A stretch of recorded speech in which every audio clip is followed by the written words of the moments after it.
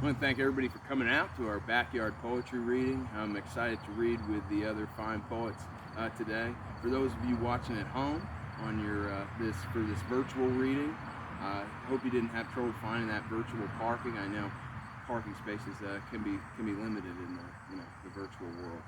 I'm going to read a poem. The first one to start with is a new poem, inspired by a vacation I took over the summer, and also a reminder why you shouldn't let me book your vacation accommodations. I'm a poet, not a travel agent. I think those fine people are called. This is called "I Love You to the Beach and Back." Love you to the beach and back, reads a sign in a beach house 2 blocks from the beach. I'm burnt out on expressions of love that warm but don't inflame. I love you to the moon and back may at first seem an infinite expression, but these days a trip to the moon and back takes less than a week, with the added bonuses of autopilot and satellite television. Where's a sign that reads, "I love you from South Dakota to the Atlantic Ocean" in a 1999 Ford Windstar loaded down with 3 kids trading off peed pants and car sickness? I'm still waiting on that return call from Hallmark. What differentiates the lovers and the true loves is love that will sustain a 12-block walk to the beach and back to a seaside cabin that turns out to be a non-refundable single-wide with a view of a mosquito-infested crabbing pond. Yes, there's "I love you" on a summer nighters, and there's "I love you" in a flea-ridden trailer during a nor'easterers. And those who after the rain can say "I love you," even when leopard slugs lumber from the air ducts. Yes, still deeper they'll fall, slinging mollusks into the moonlight. This next poem is one that was inspired by a church that's near my house, and every year they have a Sunday where it's called "Bring Your Tractor to Church Sunday," and some people ride their tractors all the way down the road and park at the church. So here's the poem: "Bring Your Tractor to Church Sunday." In the gravel lot, generations of Massey Fergusons and Ollie Chalmers, chases of Fords, John Deeres and Farmalls muse about the weather. Most of the congregation haven't seen each other since the last holiday, but not much has changed. A few old-timers succumb to rust, their farms parceled into postage stamps. Others retired to front lawns like milk bottles on windowsills. A sermon for the harvest and hymns about sowing seed echo from sandstone walls, sung by men in unstained overalls. Only a handful still swagger on mud-covered ag tires, proud as quarter horses, trying to keep their pastures from sprouting into housing complexes. I'm just finishing up a chapbook. It's in production right now. It's a collaboration with a fellow named Matt Lake who did all the layouts and for Weird New Jersey. And he also wrote Weird Pennsylvania, Weird Maryland, and Weird England. Kind of a weird guy. But we're working together to put out a coffee table book about with poems inspired by iconic roadside attractions. And I'm going to read a couple poems from that chapbook. It should be out soon. Blue Whale of Catoosa, and that's in Catoosa, Oklahoma. Blue Whale of Catoosa. A few years past pearl and a year short of coral, there's no traditional gift for a 34th wedding anniversary. One retired zookeeper crafted an 80-foot-long blue whale from concrete and pipe for his wife, who collected miniature whale figurines.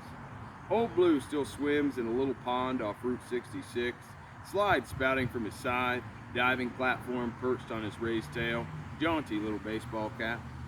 Whales are the grand poobahs of planet Earth. Tongues as heavy as elephants, blood vessels so wide you could backstroke through them. Old Blue's massive open-mouthed smile welcomes visitors inside. Children's laughter echoes from all 18 porthole windows. Whales' resonances can rival jet engines, and have continued to amplify as grunts of maritime traffic and groans of glacial melting block calls from reaching would-be lovers. Divers report feeling these songs more than hearing them, and isn't that the sure sign of a successful gesture of love? Not a thing smuggled from the bottom of the sea, but a bellow loud enough to attract attention across the ocean to Mother Road. Still, whales don't mate for life, or even for gestation, and no matter how grand, a one-night stand won't satisfy voracious human standards for true love. Daily intimacies sustain us, gobbled up like 6 tons of krill, 34 years of morning coffee, knowing just how much creamer, no need for words. This is another roadside attraction. This one's also off of Route 66, but a little farther, well, I guess farther west. This is out in Texas, Cadillac Ranch.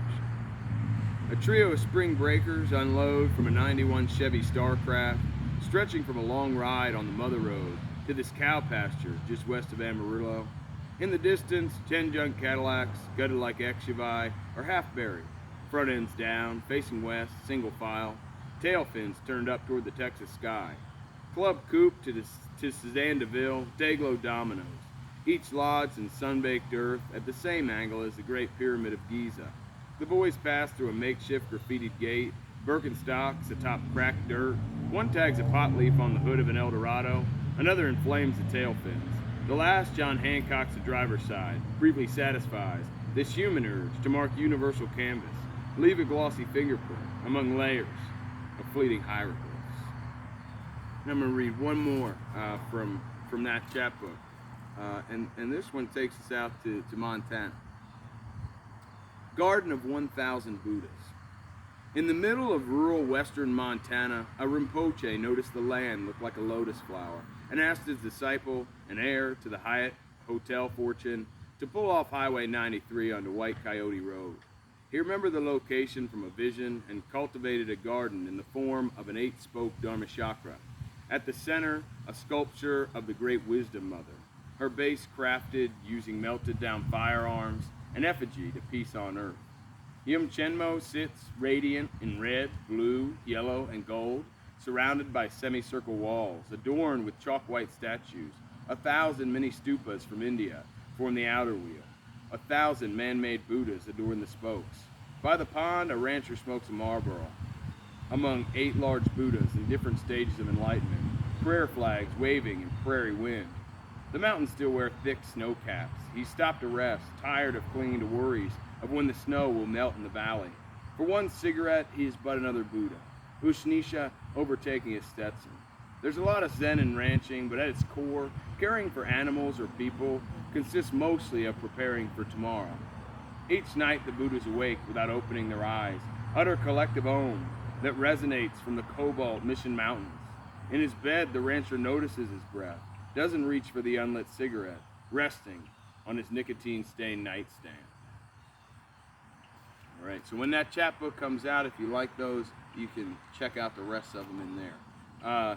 I'm going to read 2 more poems, and these poems are both inspired by, sort of like the Bring Your Tractor to Church Sunday poem. They're inspired by the rural farmland where I live, but you know, it's sort of getting built up. We're having a lot of new construction. Good in some ways, bad in others. But this one's called After Hours Flowers. Fresh cut and tightly bundled with leftover ribbon, set out by the highway in a 10-gallon bucket, half filled with hose water. $5 scrawled across the front. Padlock money box. These are after hours flowers. Doghouse roses. Home late with whiskey breath bouquets. Forgotten anniversaries. Mother-in-law troubles. Men struggling in the dark to decide which bunch bears the fragrance of forgiveness. Been there a couple times. And this last one is about my secret spot. Can't tell you where it is because it wouldn't be a secret. But I hope you find a spot like this at some point. But stay out of mine. Hideaway, Delaware Bay. When soon even the moon will be a tourist trap, with hotels overlooking the smooth Luna Maria and motels near the pockmarked highlands. Your only hope for escaping the way of things is to know some shoreline uncovered and tucked away daily by the tide. The type of beach you don't need a badge to build a sandcastle, where you and your lover can forgo bathing suits and suntan lotion, shielded from the gaze and rays of God and sun by tall variegated grasses. The monarchs and fiddler crabs will lead the way. Go stroll the strand, pluck mussels out of tide pools, cook them between a thick layer of goosegrass and pine bark, over coals from a fire stoked with driftwood. The mussels will open for you when they're ready, plump and soft. Thank you.